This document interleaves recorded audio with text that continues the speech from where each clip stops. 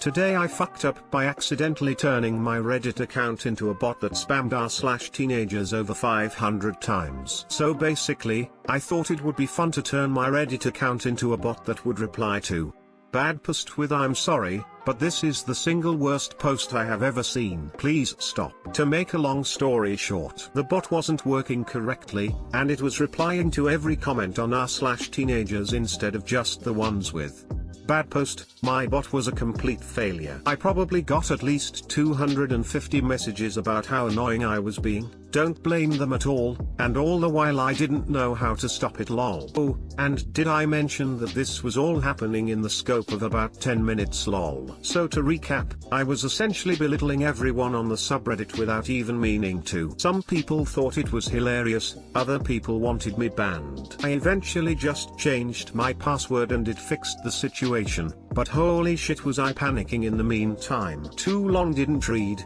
I accidentally turned my Reddit account into a bot that spammed r/teenagers, annoying over 100 people and stirring the already boiling spam-hating pot. Edit, thanks for the silver K and STR and J.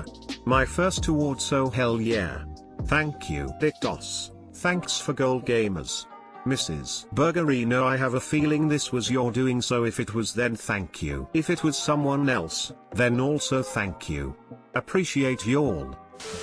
You did screw up, but the bot commenting on itself was funny. Lol. That thing was just pumping out comments faster than I thought Reddit even allowed. I'm sorry, but this is the single worst post I have ever seen. Please stop. Do a trial run on r/test first next time. Noted. Man, looking at your post history to check it out made my day so much better. Sucks for you, but thanks for fucking up like this. I needed a good laugh today. I though up was exaggerating about 500 times. Nope, switched to view 100 links and literally 5 pages of "I'm sorry, but this is the single worst post I have ever seen. Please stop. Lol. Today I fucked up by meeting a kinky girl. Obligatory, not actually today, but the summer before college I was at my friend's house show, just trying to squeeze in some last-minute tomfoolery before we all went our separate ways. After the band played their first set, I started striking up conversation with the bassist, we'll call her D. She was in many ways the kind of rock and roll girl you dream about meeting, knows all the cool artists, terminally chill, and of course, as goes without saying, has seen the movie Trainspotting. Oh yeah, and exceptionally today I fucked up. We hit it off almost immediately, and both quickly figure out that we're going to college across the country in LA, although about 2 hours apart. We get each other's numbers, and stay in touch as we head out west. Pretty early on, we begin flirting over Snapchat. When it becomes clear what we plan to do when I'm able to get on a train to visit her, the conversation goes to the message feature of the app. It doesn't take long before I find out that she's extremely into BDSM, and we start sexting about the sorts of things we're going to do when we can meet up. I won't go into the details, but she was something of a pro at this kind of thing, and had plans to convert her dorm into a sex dungeon. Yeah, certainly. This being one of my earlier serious relationships, I was enthralled. I had always been drawn to bondage thing, but having grown up in a traditional Catholic environment, it was never really anything any of my previous girlfriends were privy to. Needless to say, I was counting down the days to the weekend to when I could experience my first dominatrix. Being that our constant Snapchatting was killing my battery, I asked her about 5 days before my big journey out there if we could move to Facebook Messenger, which I imagined was a little bit easier on the old lithium lifespan, even if it meant Zook would be watching our role plays unfold from the huge panopticonal screen in his office. She complied, and that's where the fuck up begins. With less than a week to go, our messages get even more explicit, with her detailing her plans for her dungeon and telling me the things she wanted me to do to her, and the equipment she was planning on buying. Build-up was tortuous, but we both knew it would be worth it. A couple of times my roommate almost walked in on me during some of the longer conversations, but was able to pass it off as nothing. Plus 10 stealth points for me. The big day came,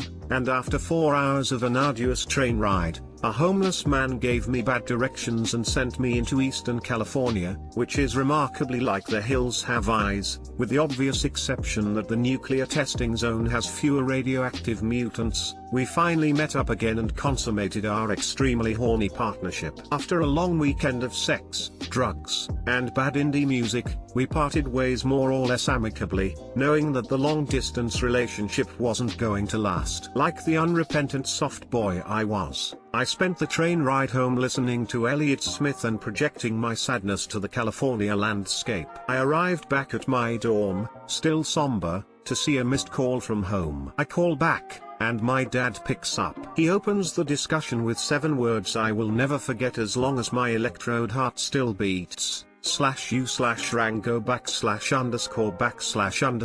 ___ What the fuck did I raise? Long story short, I had apparently logged into Facebook on my extremely old-fashioned father's work laptop before I left, and the gormless lizard people fine folks at Silicon Valley decided it would be a good time to experiment with opt-out push notifications. In short, he got every single solitary message that this girl had sent to me, including but not limited to her ex being into diaper play, as well as her selling used underwear online for drug money. Not to mention, 2 weeks of extremely graphic sexting. He had tried stopping the notifications very early on, but being that the most complicated piece of technology he can wrap his head around is the inclined plane, he had no choice but to watch in horror as he was unceremoniously subjected to a fusillade of catastrophically horny messages as he was trying to fill out his spreadsheets. After taking my father's 40-minute verbal berating, I laid down in my dorm, feeling like every ounce of blood had just been drained from my arteries. I believe it took a cool 2 hours for my heart to start beating again. Years have passed since. Me and Dee remain friends, and everyone I've told this story to, including my mom, has usually been able to get a good laugh at it. However, my relationship with my father is to this day still a little /weird. If you can't get a solid chuckle out of it, that means all my suffering was in vain, so you better enjoy the hell out of this story. TL Doctor, Catholic dad learns about life beyond missionary. And this is why you always use incognito when using someone else's computer. Man, could you imagine being extremely religious and realizing that your son wants to be Satan's slapmat? I feel like he jumped, took off his glasses, rubbed his face and put them back on the first time he saw a message. Is this the Youth in Revolt script? I've said it before and will again, some people on here are clearly aspiring writers because there is no other reason for this level of detail and stylization. I mean, the whole purpose of this site is to entertain. They're trying to be entertaining. But yeah, I agree. Especially in this case, because it makes no sense. Why didn't the dad call earlier? Perverted old fuck was reading his son's messages for weeks. Your dad didn't just tell you after the first couple notifications? Fucking weirdo Christians, man, lol. Stadjerked has never jerked off so much in his life as he did that weekend. And then, ashamed of what he'd done, the ultimate fuck up, he gaslights his son into thinking he's the one with the problem. Today I fucked up by leaving the 3D printer running while out of the house.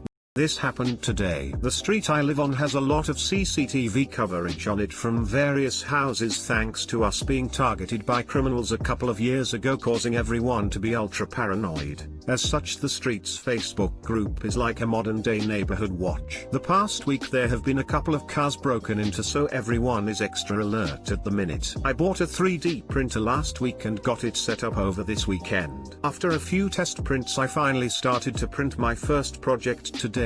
As it's due to be going for 18 hours, I thought this afternoon was a good time to leave it to its own devices and go out somewhere with the family. So the FU is that I set the house alarm when I left the house and the movement of the printer set the alarm off. I have no idea how long it was going off for, but I was out for a couple of hours, so probably ruined everyone's quiet Sunday afternoon sat in the garden. One thing is for certain though, this street is extra vigilant on social media. but in real life there's nobody to be seen at a time of potential criminal activity. Also, now my wife isn't talking to me because she feels so embarrassed. Too long didn't read. New 3D printer set house alarm off in an ultra-paranoid street, ruining the tranquility of a summer's afternoon for all my neighbors. Edit, wife isn't that mad really. I misread her reaction when she went off for a nap.